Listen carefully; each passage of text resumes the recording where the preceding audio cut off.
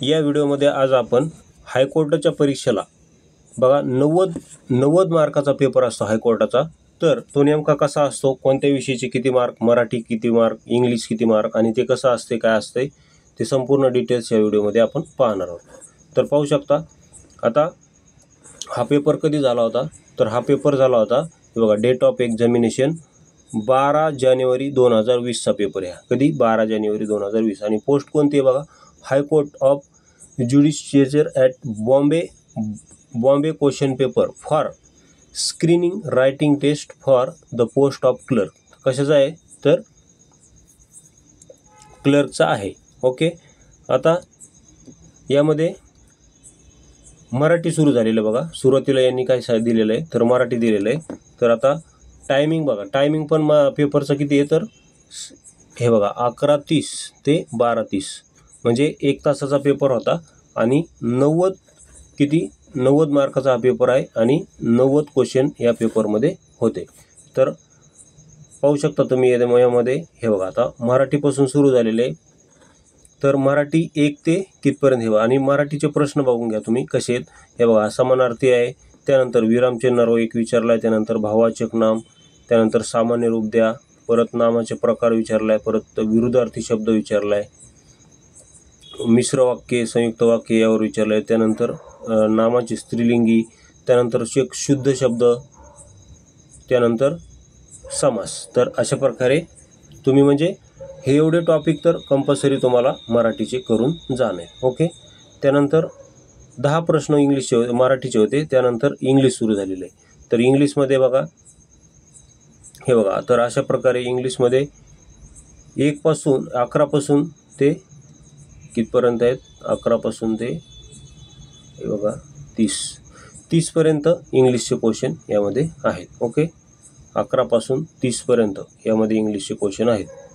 तर इथं काय विचारलं आता पहिला प्रश्न काय, फ्रेम अ क्वेश्चन म्हणजे हा जो सेंटेन्स आहे याचा क्वेश्चन फॉर्मॅट इथं बनवायचं विचारलेलं आहे।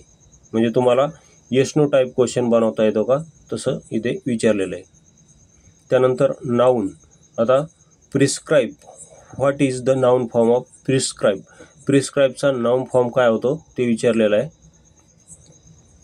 तर ज्याच्या शेवटी TION असतं तो नाऊन फॉर्म असतो, पण इथे प्रिस्क्रिप्शन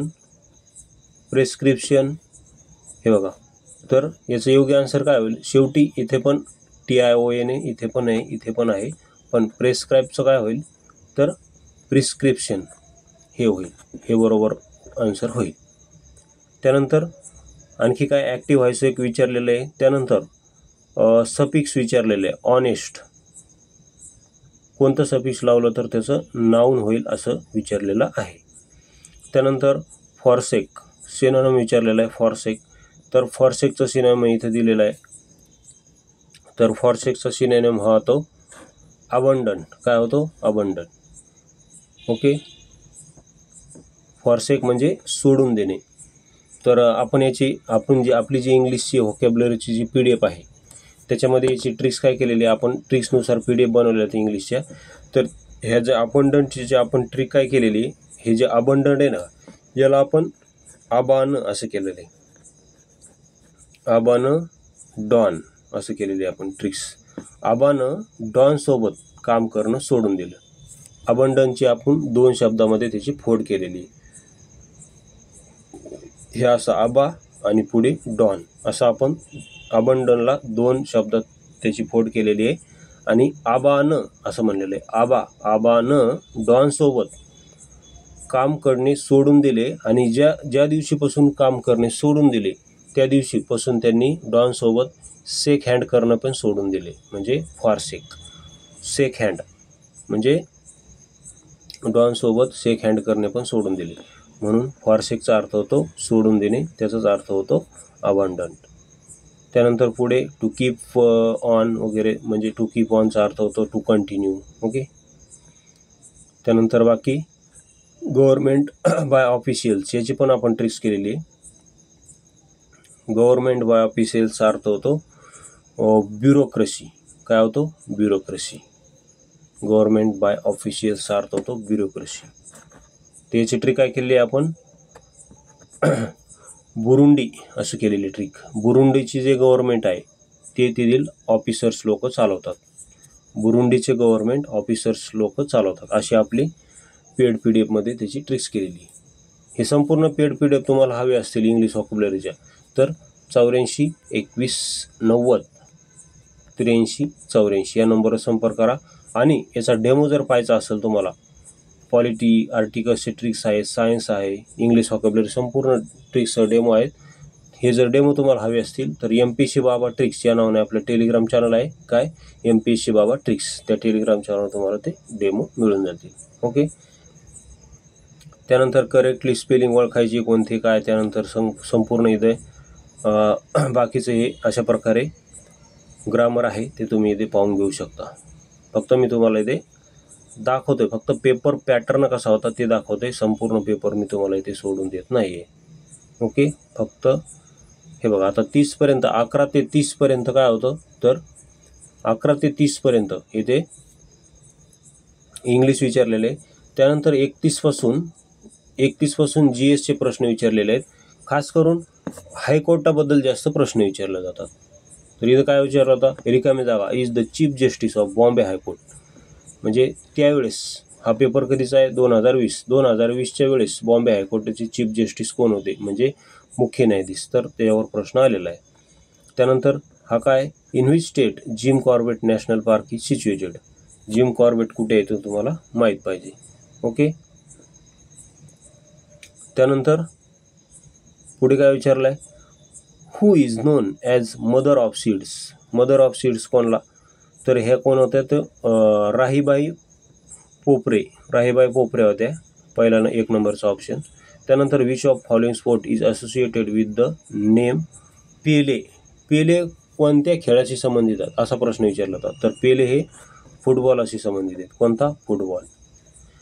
त्यानंतर बाकी हे याच्यावर विचारलेलं आहे कायद्यावर वगैरे, कारण हायकोर्टाचा असल्यामुळे. Which recent law came in to existence of prevention of sexual offence against children. तर कोणता आहे त्यामध्ये तुम्हाला माहीत पाहिजे. त्यानंतर who received Padmashri award 2019 for spirituality. तर इथं विचारलेलं त्यावेळीचा पद्मश्री विचारला होता. 2020चा पेपर होता म्हणून 2019चा पद्मश्री. मग आता तुम्हाला लेटेस्ट मागचे 2024 आणि 2025चे पद्मश्री संपूर्ण पाठ करून जायचे आहेत. त्यानंतर which is the first floating market place situated in India. हे ते कुठं होतं तर कोलकात्यामध्ये त्यावेळी स्थापन झालं होतं. What is global warming. Global warming काय. त्यानंतर नोबेल प्राईज विनरवर प्रश्न विचारला आहे. Who was the first Nobel prize winner in India. म्हणजे भारतातले पहिले नोबेल प्राईज विनर कोण आहेत तर पहिले आहेत रवींद्रनाथ टागोर. कोण आहेत, रवींद्रनाथ टागोर. त्यानंतर which state is known for manufacturing Paithani sari. Paithani sari मॅन्युफॅक्चरमध्ये कोणतं राज्य ओळखलं जातं तर पैठणी साडी महाराष्ट्र आपलं. त्यानंतर बघा 40पर्यंत GSचे प्रश्न विचारलेले आहेत आणि 41 पासून आता हे काय सुरू झालेलं आहे तर रिजनिंग सुरू झालेलं आहे. बघा तर रिजनिंगमध्ये कोणकोणते आणि कसे प्रश्न येतात हे बघा. नंबरवर विचारलेलं आहे. इफ 3 इज 12 तर 2 इज किती. म्हणजे 3 हे 12 असेल तर 2 हे किती असं विचारलेलं आहे. तर बघा पाहू शकता 3चा 4 पट केली तर 12 येते. मग 2ची 4 पट केली तर किती येईल 8. मग इथे याचा आन्सर 8 असणार. बाकी CBAला EFG असं लिहितात तर KJIला कसं लिहितात असं विचारलेलं आहे. आता बाकी हे रिजनिंगवर असे प्रश्न होते ते तुम्ही पाहून घेऊ शकता. तर हे होते रिजनिंगच चालू आहे अजून पण. 41 पासून रिजनिंग चालू झालेली आहे. 60 त्यानंतर पुढे पण रिजनिंग आहे. रिजनिंगच आहे अजूनही. त्यानंतर मॅथ्स सुरू झालेला आहे. पुढे मॅथ्स पण सुरू झालेलं आहे. रिजनिंग आणि मॅथ्स पण एकदम ऑनलाईनर आणि सोपं विचारलेलं आहे. हे असं तुम्ही पाहून घेऊ शकता. आणि त्यानंतर हे बघा 81